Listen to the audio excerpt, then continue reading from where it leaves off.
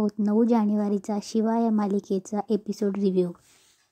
बेडमध्ये आशू एकटा विचार करत बसलेला असतो. तेवढ्यात सीताई आणि कीर्ती त्याला भेटायला येतात. सीताई आशूला विचारते, आशू ठीक आहेस ना तू? त्यावर आशू बोलतो हो. तेव्हा कीर्ती बोलते नक्की? तेव्हा सीताई बोलते आम्हाला कळलं आहे आज काय झालं आहे ते. त्यावर आशू बोलतो जाऊ दे ना, मला त्या विषयावर काही बोलायचं नाही आता.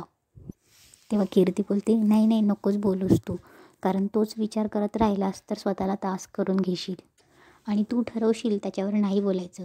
पण सतत ती मुलगी तुझ्या समोर येत राहिली तर त्रास होईलच ना आशू. तेव्हा आशू बोलतो होईल सगळं नीट होईल, पण थोडा वेळ हवा आहे मला. तेव्हा कीर्ती बोलते सगळं व्यवस्थित होईलच आशू, पण तू मूव ऑन होशील तेव्हा ना. आणि सीताई बोलते आणि त्यासाठी तुला लग्न करायला हवं आशू. तेव्हा आशू बोलतो परत तेच, मी तुम्हाला सांगतोय मला या विषयावर बोलायचं नाही आहे. तेव्हा सीताई बोलते आशू ठीक आहे, घे तुला किती वेळ घ्यायचा तो घे, पण आज जर ती तुझी बायको नसती तर तू ऐकून घेतलं असतं नसतंस ना. तेच सांगते मी. आणि हे नात तुटलं आहे आणि शेवटचा धागा तूसुद्धा तोडून टाक. एवढं बोलून सीताई निघायला लागतात. तेवढ्यात कीर्ती आईला हात लावते आणि बोलते आई पण मला नाही बघवत आहे त्याचा त्रास. त्यावर सीताई बोलते तो त्रास करून घ्यायचा की नाही हा डिसिजन त्यानेच घ्यायचा. आणि कीर्तीला चल बोलते आणि त्या दोघी निघून जातात. इकडे वंदना शिवानीवर चिडत असते. तिला ओरडत असते की तुला समजते का काय केलंस तू. त्यावर दिव्या बोलते अगं काय केलंस, काय बोलतेस आई. वस्तीत तिचा जय जयकारा म्हणजे झाली ना तिची कॉलर टाईट, अजून काय हवं असतं हिला. त्यावर शिवा बोलते मी यासाठी केलेलं नाही हं सर्व. तेव्हा वंदना बोलते पण तुला गरज काय होती या सगळ्याची. भाऊंनी तुला मीटिंगसाठी बोलवलं होतं ना, मग तिथे शांत बसायचं ना. चालली दुसऱ्याचं आयुष्य सुधरवायला, आधी स्वतःचं आयुष्य बघ काय चाललं आहे ते. त्यावर शिवा बोलते आई मला कोणावर अन्याय झालेला नाही सहन होत, हे माहिती आहे ना तुला. त्यावर वंदना बोलते तू हे जे वागतेस ना ते आम्हाला सहन होत नाही आहे. त्यावर शिवा बोलते मी जे करते ते मला बरोबर वाटतंय, एवढं मला कळतं. त्यावर दिव्या बोलते अगं पण तुला हे कळत नाही आहे, या सगळ्यापेक्षा तुझं लग्न टिकणं महत्त्वाचं आहे. तेव्हा वंदना बोलते नाही तेच कळत नाही आहे तिला. शिवानी तुझ्यासाठी तुझा संसार महत्त्वाचा नाही आहे का. अगं उद्या आशूने त्या लग्नाला होकार दिलास तर काय करणार आहेस तू. अगं तुझ्या संसारापेक्षा ह्या सगळ्या गोष्टी महत्त्वाच्या आहेत का तुला. त्यावर शिवा बोलते आई माझ्यासाठी संसार महत्त्वाचा आहे, मी कुठे नाही म्हणते, पण कामगारांचं नुकसान नाही होऊ देणार मी. माझ्यासाठी माझा संसार वेगळा, माझी कामं वेगळी आणि माझी तत्त्व वेगळी. त्यावर वंदना चिडून खाली बसते आणि वंदना बोलते शिवानी उद्या कायमची घरात बसलीस तर तुझी तत्त्व येणार आहे का तुझं सांत्वन करायला. तू ज्या लोकांची बाजू घेतेस ती लोक जाणार आहे का आशूला समजवायला. सगळं सोन्यासारखं होतं, काय स्वप्न पाहिली होती मी, एवढा सोन्यासारखा संसार, पण हे सगळं काय होऊन बसलं आहे. त्यावर दिव्या बोलते शिवा ऐक तू स्वतःच्या हाताने स्वतःचं नुकसान करून घेतलं आहे बघ. तेव्हा शिवा बोलते तू जरा थांब. आणि शिवा आईजवळ बसते. तेव्हा वंदना बोलते हे बघ शिवानी तू पुन्हा पूर्वीसारखी वागणार आहेस का.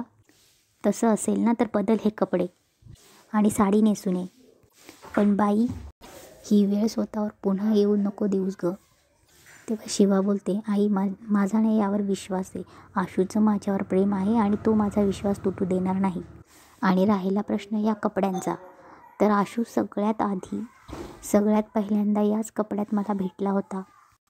ह्याच शिवाची त्याची मैत्री झाली अगं, याच रूपात त्याला मी भावले होते. आणि आई मला ना असंच राहावंसं वाटतं. मला खात्री आहे की माझ्या ह्याच रूपात आशू माझ्या प्रेमात परत पडेल आणि आम्ही दोघं एकत्र येऊ. आणि माझा विश्वास आहे, मी खात्री देते, मी शब्द देते तुला, आणि तुला तर माहिती आहे शिवा दिलेला शब्द मोडत नाही, तू नको काळजी करू. इकडे आशूच्या घरी डायनिंगवर सगळे जेवायला बसलेले असतात.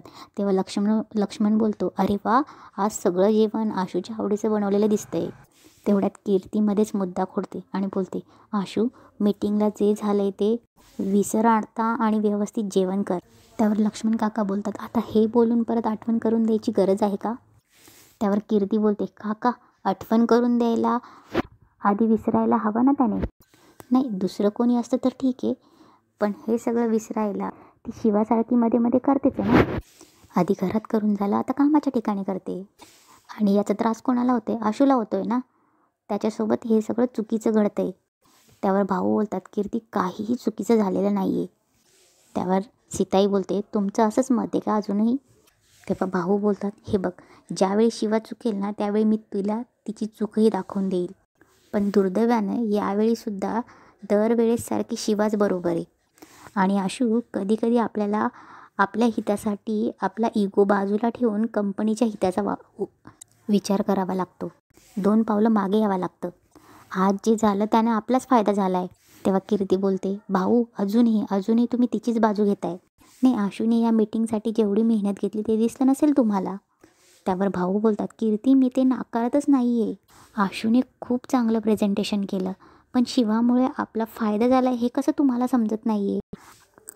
जर शिवानं त्या कामगारांचा विचार करून तो विषय मांडला नसता तर एका सुट्टीसाठी ते कामगार संपावर गेले असते. यातनं आपलंच नुकसान झालं असतं. पण याचा विचार आपल्या कुणाचाच डोक्यात नाही आला, कारण आपण सगळे मॅनेजमेंटच्या बाजूने विचार करतोय. पण शिवाला त्यांचं मन कळतंय. तेव्हा आज जे झालं त्यात आपल्या कंपनीचा फायदा झालेला आहे. आणि म्हणून मी नेहमीच म्हणतो आपल्या घरासाठी आणि आशूसाठी शिवाच योग्य आहे. कारण नुसतं असं एका बाजूने विचार करून नाही चालत, सगळ्या बाजूने विचार करावा लागतो. त्यावर आशू बोलतो बरोबर. नाही, बरोबर आहे भाऊ, तुमचं म्हणणं अगदी बरोबर आहे. नाही, आपलं एवढं बोलणं होऊन सुद्धा परत तुम्ही तोच विषय काढा. चांगलं नाही, शिवा चुकूच शकत नाही. बाकी अख्खं जग चुकेल पण शिवा चुकणार नाही. तुम्ही तिलाच घेऊन बसा ना, माझी काय गरज आहे? असं बोलून आशू जेवणाच्या ताटावरून उठून जातो. तेव्हा भाऊ बोलतात अरे या मुलाला मी समजवत होतो फक्त. तेव्हा सीताई बोलते ताटावरून उठून गेला तो, तुम्ही का असं नेहमी करता हो? मी किती वेळा सांगितले त्या मुलीचं नावसुद्धा या घरात घ्यायचं नाही. प्लीज आता यापुढे परत तिचा विषय इकडे नको. इकडे नेहा शिवाला समजवत असते तू तुझ्या जागी बरोबर आहेस, पण तुला कळतंय का तू काय केलं आहेस? त्यावर शिवा बोलते नेहा मला कळतंय मी काय केलं. तेव्हा नेहा बोलते पण मला नाही वाटत आशूला ते काही पटलंय. अगं तू इतका चिडला होता माहिती आहे, आणि युगोच्या भरात त्याने असा काही निर्णय घेतला तर? त्यावर शिवा बोलते नेहा अगं मला कळतंय तुला आम्हा दोघांची खूप काळजी आहे. अगं पण आशूला हे कळायला पाहिजे की तो 2 गोष्टींची भेळ करतोय. हे बघ, आमच्या दोघांचं नातं टिकून राहावं म्हणून मी कोणा समोरच्यावर अन्याय होत असेल तर नाही बघू शकत, माझी तत्त्व नाही सोडू शकत. अगं आणि हे सगळे कामगार माझ्या जवळचे, माझ्या वस्तीतले. तुला माहिती आहे का आमच्या राणे काकू म्हणत होते की आमच्या यांना सुट्टीच नसते. अगं सुट्टी 1 दिवस असते आणि ते फक्त आराम करतात. आणि फक्त ना नवऱ्याच्या सुट्टीचा प्रश्न नाही आहे हा, तर त्या नवऱ्याने अख्ख्या फॅमिलीला वेळ देण्याचा आहे. त्या दिवशी कदाचित त्यांच्या घरी वेगळं जेवण बनेल, तो मुलांना वेळ देऊ शकेल, सगळं वेगळं असेल त्या दिवशी. त्यावर नेहा बोलते मला मान्य आहे शिवा, पण मला नाही वाटत की आशू आता थांबेल. अगं तू इतका चिडला आहे, तुला माहिती आहे त्याला असं वाटतं की तू हे मुद्दाम केलं आहे. आणि जर त्याने लग्नाला होकार दिला तर काय करायचं? त्यावर शिवा बोलते अगं देऊ दे लग्नाला होकार. तेव्हा नेहा बोलते हे काय बोलतेस तू शिवा? अगं त्याने लग्नाला होकार दिला आणि तो मंडपात जरी असला ना तरी तो ते लग्न करणार नाही, कारण मला माहिती आहे त्याचं माझ्यावर प्रेम आहे. त्यावर नेहा बोलते पण तुला एवढा कॉन्फिडन्स कसा काय गं? तेव्हा शिवा बोलते कारण मी ओळखते त्याला, कारण मला माहिती तो जे हे काही करतोय ना तो फक्त मला दाखवण्यासाठी करतोय, पण त्याला त्या गोष्टीची जाणीव नाही आहे. आणि जेव्हा जाणीव होईल ना तेव्हा भर लग्नातनं तो माझ्याकडे परत येईल. इकडे मांजा आशूच्या घरी आलेला असतो आणि मांजासमोर आशू इकडे तिकडे फिरत असतो. तेव्हा मांजा बोलतो तू एका जागी शांत उभं राहणार आहेस का? तेव्हा आशू बोलतो नाही उभं राहायचं आहे मला शांत एका जागी. काय तुला काय प्रॉब्लेम आहे? तेव्हा मांजा बोलतो काय प्रॉब्लेम आहे? हे तू जे काही वागतोय ना सध्या हा प्रॉब्लेम आहे मला. तेव्हा आशू बोलतो तुम्ही ना मला एक गोष्ट कळत नाही, तुम्ही ना मला सतत का आरोपीच्या पिंजऱ्यात उभं करतात? नाही मला कळतं तुम्ही माझ्याकडे कसं बघतात. तू, भाऊ, काका, आता काकू पण ते, आणि तुमच्या नादामुळे ती संपदा, तिलाही असंच वाटतं की मी चुकीचं आहे. तुम्ही शिवाकडे अजिबात बघत नाही, तुम्हाला तिची इंटेन्शन्स कळत नाही. त्यावर मांजा बोलतो 1 मिनिट शिवाबद्दल आता एकही शब्द मी ऐकून घेणार नाही. त्यावर आशू बोलतो मग काही लिहून देऊ? तू आधी माझा मित्र आहे लक्षात ठेव. त्यावर मांजा बोलतो बरोबर आहे आशू, मी आधी तुझाच मित्र आहे आणि मला चांगलं लक्षात आहे, पण हा जो आशू माझ्यासमोर उभा आहे ना याला मी ओळखत नाही. आमचा जो आधीचा आशू होता ना, जो शिवाच्या प्रेमात होता, तो माझा खरा मित्र आहे. कारण त्याला माहीत होतं शिवा कायम तिच्या लोकांच्या भल्यासाठी उभी राहते आणि तिच्या या चांगल्या गुणांच्या तो प्रेमात होता. पण हा जो कोणी माझ्यासमोर उभा आहे ना आता, त्याने शिवाच्या चांगुलपणाला स्वतःच्या इगोवर घेतलं आहे आणि हे सगळं काहीतरी विचित्र वागतोय. तुला खरंच कळत नाही आशू, तू या सगळ्यात तुझं नुकसान होतं आहे ते. अरे आत्तापर्यंत तू शिवाला साथ देत होतास ना. आठवतं आहे का ते आजी, काय संबंध होता तुझा त्यांच्याशी? त्यांना तू अग्नी दिलास का? शिवावर विश्वास ठेवून रक्तदान केलंस. तू वेळ पडल्यास आपल्याच कंपनीचे पोस्टर लावलीत. तो कॉर्पोरेटर, त्याच्याशी नडलास का? नडलास कोणासाठी? तर वस्तीतल्या लोकांसाठी. आपले कोण लागतात ते? काय संबंध त्यांच्याशी आपला? पण उभा राहिलास ना त्यांच्यासोबत. कोणावर विश्वास ठेवून? तर शिवावर विश्वास ठेवून. आणि आज त्याच शिवाला तू खोटं ठरवतोयस. काय झालं आहे तुला? हे जे 2 आशू आहेत ना, यांच्यात खूप फरक आहे बाबा. आणि मला विचारशील ना तर प्रामाणिकपणे सांगतो, आमचा आधीचा आशूच बरोबर होता. त्यावर आशू बोलतो, झालं? हे जे काही जुनं आशू नवीन आशू लावलंयस ना तू, असं काही नाही आहे. आशू एकच होता, एकच आहे. परिस्थिती बदलली आहे. तू माझ्या जागी एकदा उभं राहून बघ ना. पण ते नाही जमणार. आणि ती जे काही शिवा जे करते आहे ना, ते लोकांच्या चांगल्यासाठी नाही. तिचा स्वतःचा राग आहे म्हणून ती हे सगळं करते आहे. आणि ती करणार मुद्दामून. त्यावर मांजा बोलतो, बरोबर आहे भावा तुझं. कोणीही कोणाची जागा घेऊ शकत नाही. तसंच तूही शिवाची जागा घेऊ शकत नाही. म्हणून तुला कळत नाही आहे की शिवा बरोबर आहे ते. तेव्हा आशू बोलतो, तसं तर तसं, आणि तिथून निघून जातो. इकडे दुसऱ्या दिवशी नेहा नाश्ता करत असताना तिची आई तिच्याकडे सारखी एकटक बघत असते. त्यावर नेहा बोलते, आई अगं काय झालं? अगं तू काय डोळ्याला नळ लावून घेतलायस का? त्यावर तिची आई बोलते, काही थट्टा करू नकोस गं. तेव्हा नेहा बोलते, तू ना एक संधी सोडू नको डोळ्यातून अश्रू गाळायची. त्यावर नेहाची आई बोलते, आईचं काळीज आहे गं, तुला नाही कळणार. लेक आता काहीच दिवस आपल्यासोबत आहे. मन हळवं होणारच ना. आणि काही दिवसात तू अशी मला नाश्ता वाढायला पण राहणार नाहीस. परक्या घरी जाशील. त्यावर नेहा बोलते, आई तुला मी जाणार आहे याचं वाईट वाटते की मी नाश्ता वाढायला राहणार नाही याचं? त्यावर तिची आई बोलते, काहीतरी काय गं? त्यावर नेहा बोलते, काय अगं, आणि खूप वेळ आहे त्याला.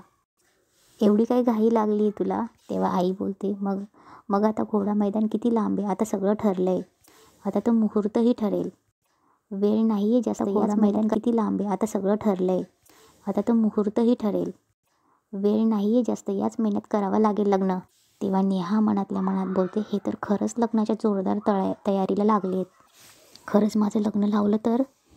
इकडे वस्तीत बाई आजी आणि वंदना टेन्शनमध्ये बसलेले असतात. तेव्हा बाई आजी बोलते, वंदे अगं शिवाला कसं सांगायचं? त्यावर वंदना बोलते, काय करायचं आई, सांगावं तर लागेलच. तिलासुद्धा कळायला पाहिजे ना. त्यावर बाई आजी बोलते, तिला पण तर कळायला पाहिजे ना. थोडीफार तर आशा होती, ती बी मावळली. तेवढ्यात शिवा येते आणि बोलते, काय सूर्योदयाच्या वेळी काय मावळण्याच्या गोष्टी चालल्या आहेत? आणि विचारते, काय झालं? तेव्हा बाई आजी बोलते, कुठे काय, काही नाही झालं. तेव्हा शिवा बोलते, काही नाही हे मस्त बोललीस गं, पण चेहऱ्यावर असं दिसत नाही आहे. 100 किलोचं टेन्शन दिसतंय. काय झालं आहे सांग. आजी तू तरी सांग काय झालं आहे. तेव्हा बाई आजी बोलते, काय नाही गं. तेव्हा शिवा बोलते, तुम्ही ना काहीतरी लपवताय हं माझ्यापासून आता. त्यावर वंदना बोलते, नाही अगं लपवण्यासारखं काहीच नाही आहे. पण जे ऐकलं आहे ना त्यामुळे धक्का बसला आहे आम्हाला. तेव्हा शिवा बोलते, आता काय झालं? तिथे दिव्या पण येते. तेव्हा बाई आजी बोलते, तू ते मीटिंगला गेलतीस ना, तेव्हा ती कीर्ती इथे येऊन गेली.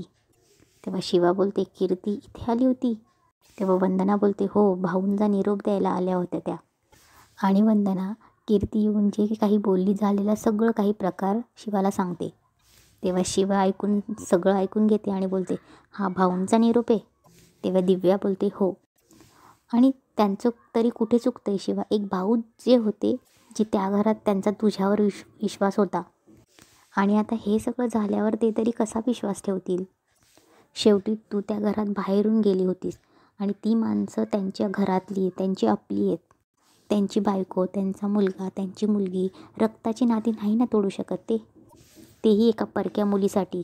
तेव्हा शिवा बोलते, दिव्या जरा थांब. कीर्तीने आणला आहे ना हा निरोप, म्हणजे तो भाऊंचाच आहे असं नाही आहे, कळलं? त्यावर वंदना बोलते, असं कसं म्हणतेस तू शिवानी? आता आपल्यासोबत जे काही घडतं आहे ना त्यासोबत हे सुद्धा घडूच शकतं. तसंही आपले ग्रहच फिरले म्हटल्यावर अजून काय बाकी आहे? तेव्हा शिवा बोलते, नाही आई, असं काहीच होणार नाही. भाऊ त्या ग्रहांच्या विरोधात जाऊनसुद्धा आपल्या लेकीसाठी उभे राहतील असे आहेत ते, त्यामुळे नका टेन्शन घेऊ तुम्ही आणि त्या कीर्तीचं नका मनावर घेऊ. मला माहिती आहे माझ्या आणि आशूमध्ये गैरसमज झाले ते दूर होणार आहेत. तेव्हा वंदना बोलते शिवानी. तेव्हा बाई आजी बोलते, हे बघ वंदे, ती काय म्हणते का नाही त्याच्यात नक्की काहीतरी तथ्य असेल. अगं त्याच्याशिवाय पोर बोलणार नाही गं असं. त्यावर वंदना बोलते, आई याच विश्वासावर आपण एवढे दिवस ढकलले आणि आता हळूहळू वस्तीतसुद्धा चर्चा सुरू झाली. शिवानी इथेच राहते, सासरी जात नाही. तिचे सासरचे इकडे येऊन जातात पण तरीही शिवानी जात नाही का. तेव्हा शिवा बोलते, आई हे बघ चर्चा तर होणारच. आता त्याला आपण किती महत्त्व द्यायचं ना ते आपल्यावर. आणि आपण लोकांची तोंड बंद करण्यासाठी काहीही करायचं नाही. आपण नाती कशी जुळतील हे बघायचं आणि ती एक ना एक दिवस जुळणार आहे. इकडे आशूच्या घरी सगळे हॉलमध्ये बसलेले असतात. उर्मिला भाऊंना दुपारची गोळी देत असते. तेवढ्यात सुहास तिथे येतो आणि बोलतो, सीताई गुरुजींशी बोलणं झाले पण ते आज येऊ शकत नाही, ते उद्या येतो म्हणाले. तेव्हा सीताई बोलते, अरे बापरे. तेव्हा कीर्ती बोलते, मग एक काम करूया, सुजाता मावशीला पण उद्याच बोलवूया. तेव्हा कीर्ती बोलते, बरं काका ऐक ना, तुझ्याकडे ते कॅटरेसचा नंबर आहे ना, जरा दे ना मला. कीर्ती संपदाला बोलते, आणि संपदा तू बघत का उभी राहिली आहे, जा ना लग्नाची तयारी कर, लग्न आहे घरात. हे बघ संगीत असणारे घरात, त्यामुळे संगीताची तयारी करावी लागणार आहे. गाणी कोणती, काय घ्यायचं आहे ते तुलाच बघायचं आहे, सगळं कळतं आहे ना. आणि भाऊ ऐका, नातेवाईकांची लिस्ट काढली आहे, तुम्ही जरा एकदा वाचून घ्या. कामं आपण वाटून घेऊया म्हणजे घाई नाही होणार आणि कामं पण पटकन होतील ना, मला एवढंच म्हणायचं आहे. त्यावर भाऊ बोलतात, कीर्ती थांब, तुम्ही सगळ्यांनी हे लग्न करायचं ठरवलं आहे पण ते मला मान्य नाही आहे आणि तरीही तुम्ही ते करणार असालच तर मग एक गोष्ट मी सांगू इच्छितो, मी या लग्नात सहभागी होणार नाही. तुम्ही मला धरू नका, कारण माझ्या लेखी या घरची सून एकच, ती म्हणजे शिवा. तेव्हा संपदा पण बोलते, ॲक्च्युली सेम ताई, माझं ठरलं आहे हं, माझी वहिनी शिवाचे, त्यामुळे तुझं हे काही चाललं आहे ना त्यात मला काउंट करू नकोस. तेव्हा कीर्ती बोलते, काकू तुमचं पण सेमच असणार आहे ना. तेव्हा लक्ष्मण बोलतो, एवढं कळण्या इतपत तू नक्कीच हुशार आहेस. तेव्हा कीर्ती बोलते, पण भाऊ तुम्ही असं का करतायत, तुमच्या मुलाचं लग्न आहे, आपल्या आशूचं लग्न आहे. तेव्हा भाऊ चिडून बोलतात, माझ्या मुलाचं लग्न झालं आहे आणि तरीही तुम्हाला हा मूर्खपणा करायचा असेल तर मला यात पडायचं नाही. असं बोलून भाऊ तिथून उठून जातात. लक्ष्मण काका, संपदा, उर्मिलाही तिथून नंतर निघून जातात. त्यावर सीताई बोलते, यांना कसं तयार करायचं कळतच नाही आहे. तेव्हा कीर्ती बोलते, काही करून हे लग्न झालं पाहिजे आई, आपल्या आशूच्या सुखासाठी. आणि इथेच एपिसोड संपतो.